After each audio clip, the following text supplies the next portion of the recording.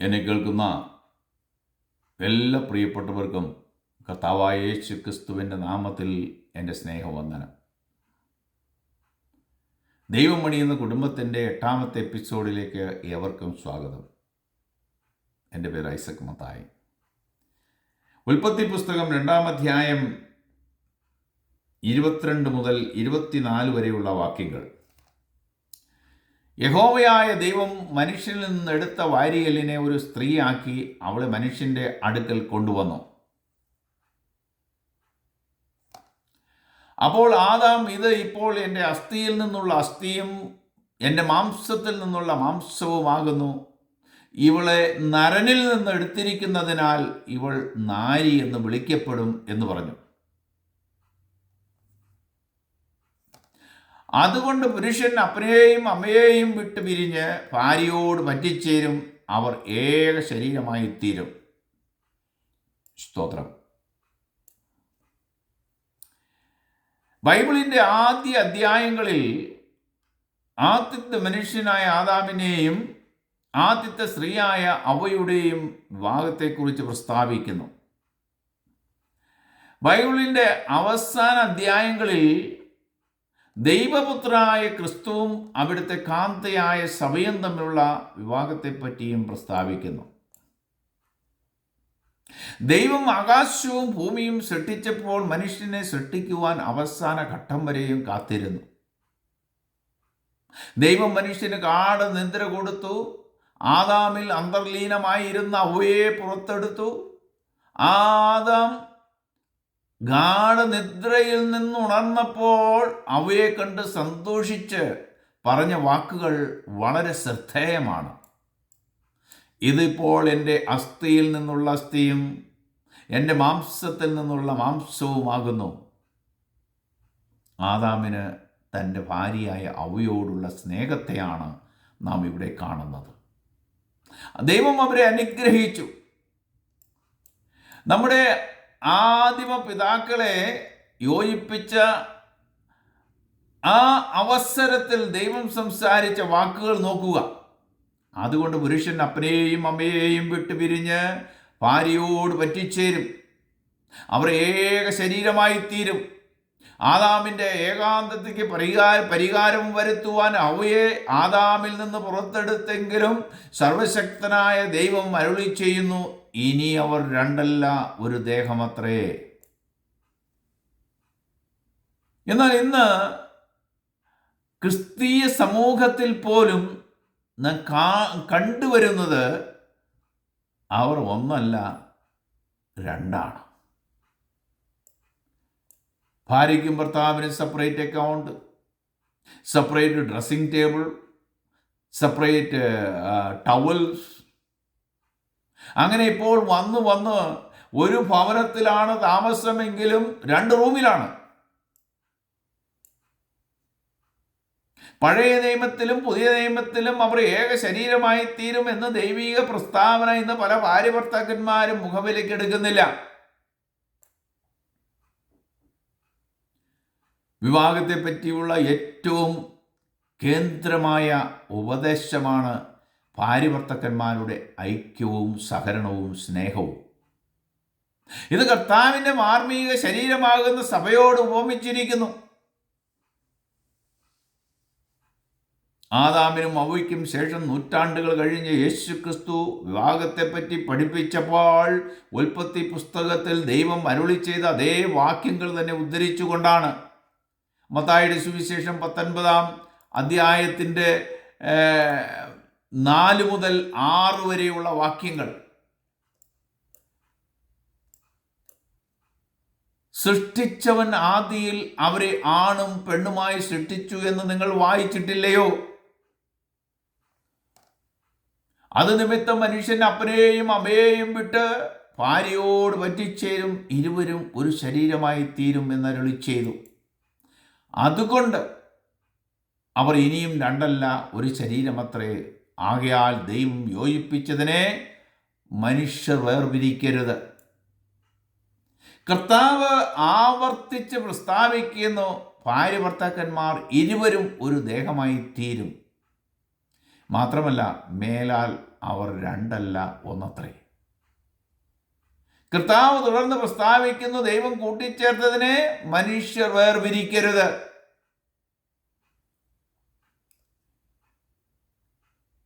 മനുഷ്യൻ ദൈവാലോചനയ്ക്ക് കീഴ്പ്പെടാതെ വിവാഹ ബന്ധങ്ങളിൽ ഏർപ്പെടുന്നത് കൊണ്ട് പലപ്പോഴും ചേരേണ്ടവർ തമ്മിലല്ല ചേർക്കപ്പെടുന്നത്.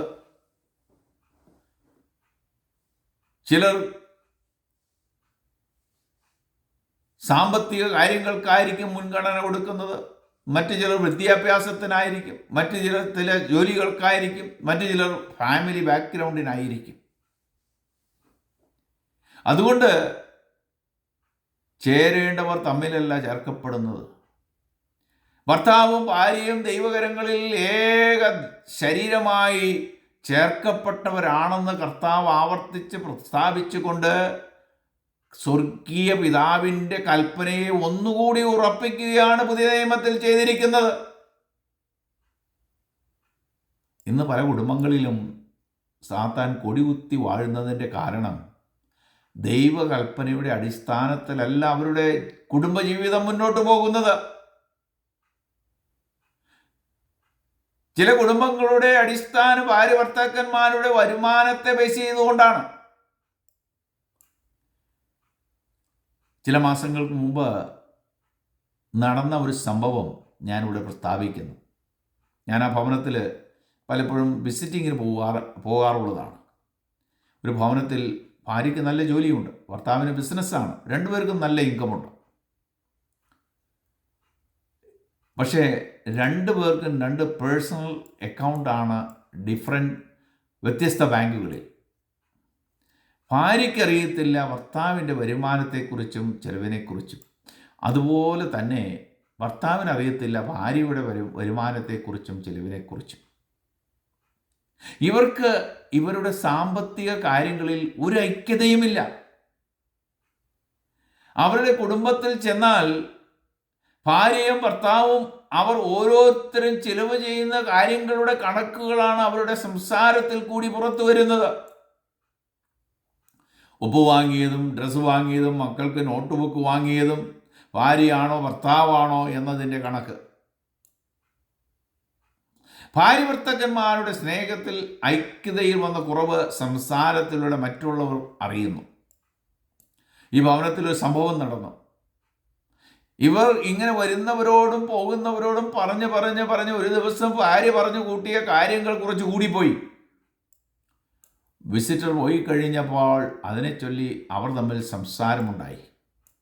പിന്നെ അത് ഉന്തായി തള്ളായി അടിയായി പിടിയായി വലിയായി. വിഷയം ഗുരുതരമായി. രണ്ടുപേരും മിണ്ടാട്ടമില്ല, ഉരിയാട്ടമില്ല. അങ്ങനെ കുറച്ച് നാൾ ഒരു ഭവനത്തിൽ തന്നെ കഴിഞ്ഞു. ഒരു ദിവസം ഭർത്താവ് ബിസിനസ് ട്രിപ്പിന് പോയപ്പോൾ ഭാര്യ മക്കളെ കൊണ്ട് അവളുടെ ബ്രദർ വർക്ക് ചെയ്യുന്ന മറ്റൊരു രാജ്യത്തേക്ക് പോയി. ഇപ്പോൾ രണ്ടുപേരും രണ്ട് രാജ്യങ്ങളിലാണ് താമസം.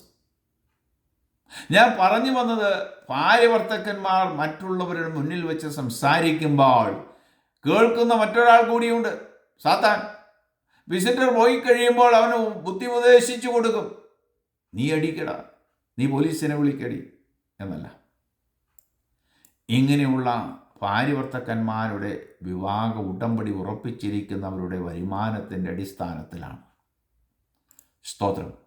ഭാര്യ ഭർത്താക്കന്മാർ അറിഞ്ഞിരിക്കേണ്ട, ശ്രദ്ധിക്കേണ്ട അതിപ്രധാനമായ ഒരു വിഷയമുണ്ട്. മറ്റുള്ളവരുടെ മുന്നിൽ വച്ച് നാം സംസാരിക്കുമ്പോൾ നമ്മുടെ ജീവിത പങ്കാളിയെക്കുറിച്ച് കുറ്റം സംസാരിക്കരുത്.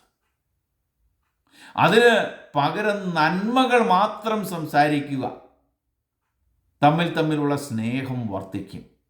ആ സ്നേഹത്തിന് ആഴം കൂടും, ഐക്യതയുണ്ടാവും, ഒരുമനയുണ്ടാകും. ഒരുപക്ഷെ ഭാര്യയ്ക്കായിരിക്കും ശമ്പളം കൂടുതൽ, അല്ലെങ്കിൽ അവളുടെ ഫാമിലി ബാക്ക്ഗ്രൗണ്ടായിരിക്കും വലുത്. ഭാര്യ ഭർത്താക്കന്മാരുടെ ജോലിയും ശമ്പളവും ഫാമിലി ബാക്ക്ഗ്രൗണ്ടും ആയിരിക്കരുത് കുടുംബജീവിതത്തിൻ്റെ അടിസ്ഥാനം. സ്നേഹത്തിൻ്റെയും ഐക്യത്തിൻ്റെയും സഹകരണത്തിൻ്റെയും അടിസ്ഥാനത്തിൽ ആയിരിക്കട്ടെ കുടുംബജീവിതം മുന്നോട്ട് നയിക്കുവാൻ. ഒരു ഭർത്താവ് തൻ്റെ ഭാര്യ തനിക്ക് ദൈവത്തിൽ നിന്നും ലഭിച്ച ഒരു നന്മയും സഹായവും സ്നേഹവുമാണെന്ന് കാണണം. അവളെ അനുഗ്രഹിക്കപ്പെട്ടവളായി കാണുക. അതുപോലെ തന്നെ ഓരോ ഭാര്യയും തൻ്റെ ഭർത്താവ് ദൈവത്താൽ ദാനം ചെയ്യപ്പെട്ട ഒരു നന്മയും സഹായവുമായി കാണുക. അവനെപ്പോഴും നന്മ മാത്രം ആശംസിക്കുക. ഈ ഏറ്റുപറച്ചിലും ഈ മനോഭാവവും ഓരോ ഭാര്യഭർത്താക്കന്മാരുടെ ഐക്യത്തിനും സ്നേഹത്തിനും ആഴം കൂട്ടുന്നു. ഇത് ജീവിതത്തിനെതിരായി നിൽക്കുന്ന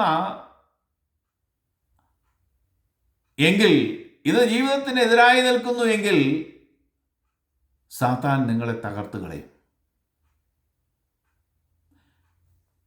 ഭാര്യഭർത്താക്കന്മാർ സ്വന്തം ഹൃദയത്തിലും പ്രാർത്ഥനയിലും അന്യോന്യം അനുഗ്രഹിക്കുമ്പോൾ, അന്യോന്യം നന്മകൾ നേരുമ്പോൾ സ്നേഹം വർദ്ധിക്കും. മാത്രമല്ല, ദൈവം അവരെ മറ്റുള്ള അനേകർക്ക് അനുഗ്രഹമാക്കി തീർക്കുകയും ചെയ്യും.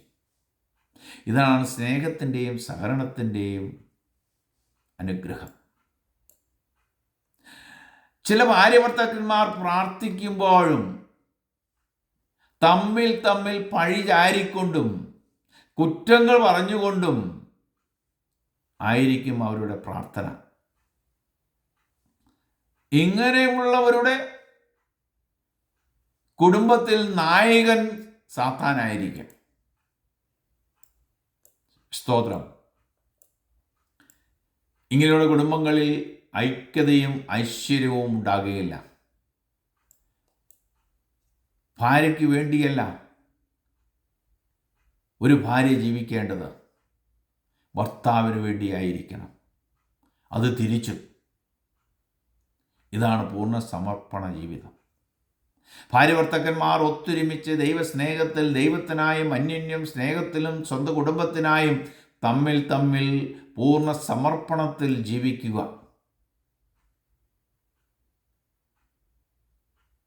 ദൈവം ആഗ്രഹിക്കുന്നത് പോലെ പരസ്പരം സ്നേഹത്തിൽ വർദ്ധിച്ചു വരിക. സ്നേഹത്തിൽ വർദ്ധിച്ചു വരുവാൻ കർത്താവ് തൻ്റെ സഭയ്ക്ക് വേണ്ടി സകലതും ക്ഷമിച്ചതുപോലെ, കർത്താവ് തൻ്റെ കാന്തയ്ക്ക് വേണ്ടി സ്വന്തം ജീവൻ നൽകിയതുപോലെ, കർത്താവിൻ്റെ ഈ മനോഭാവം, ഈ സ്നേഹം എല്ലാ ഭാര്യഭർത്താക്കന്മാരിലും ഉണ്ടാകണം. ജീവിത പങ്കാളിയും ഒത്തുള്ള കുടുംബജീവിതം, കുടുംബജീവിതത്തിൽ പല വിഷമഘട്ടങ്ങളും സാഹചര്യങ്ങളും ഉണ്ടാകാം. ഒരു പ്രശ്നമുണ്ടായാൽ ആ പ്രശ്നം പരിഹരിക്കപ്പെടും മുമ്പേ തന്നെ ഭാര്യഭർത്താക്കന്മാർ അവർ തമ്മിലുള്ള ഐക്യം ദൈവമുമ്പാകെ ഏറ്റുപറയണം. ഈ ഏറ്റുപറച്ചിലിൽ സാത്താൻ തോൽക്കും. തുടർന്ന് ഭാര്യഭർത്താക്കന്മാർ ദൈവഹിതത്തിൽ നിലനിൽക്കുന്ന ഒരുവളായി തീരുകയും പ്രശ്നങ്ങൾ ദൈവകൃപയോടുകൂടി അതിജീവിക്കുവാനുള്ള ദൈവിക കൃപ ലഭിക്കുകയും ചെയ്യും. റോമാലേഖനം 8-ാം അധ്യായത്തിൻ്റെ 28-ാം വാക്യത്തിൽ ഈ പ്രകാരം പറയുന്നു: ദൈവത്തിൻ്റെ നന്മ അനുഭവിച്ചിരിക്കണമെങ്കിൽ ഭാര്യഭർത്താക്കന്മാർ ഇപ്പോഴും എല്ലാ കാര്യങ്ങളിലും എല്ലാ പ്രശ്നങ്ങളിലും ഐക്യതയുണ്ടായിരിക്കണം. കുടുംബജീവിതം, ഭാര്യഭർത്തൃ ബന്ധം സുരക്ഷിതമായിരിക്കുവാൻ, അത് സന്തോഷമുള്ളതായിരിക്കുവാൻ, അത് ഐക്യതയുള്ളതായിരിക്കുവാൻ ദൈവകരങ്ങളിൽ നിങ്ങളെ തന്നെ പൂർണ്ണമായി സമർപ്പിക്കുക. ദൈവം അതിനായി നിങ്ങളെല്ലാവരെയും സഹായിക്കട്ടെ എന്ന് പ്രാർത്ഥിച്ചുകൊണ്ട് എൻ്റെ വാക്കുകളെ അവസാനിപ്പിക്കുന്നു. God bless you all. മറ്റൊരു വീഡിയോയുമായി നമുക്ക് വീണ്ടും കാണാം. ആമേൻ.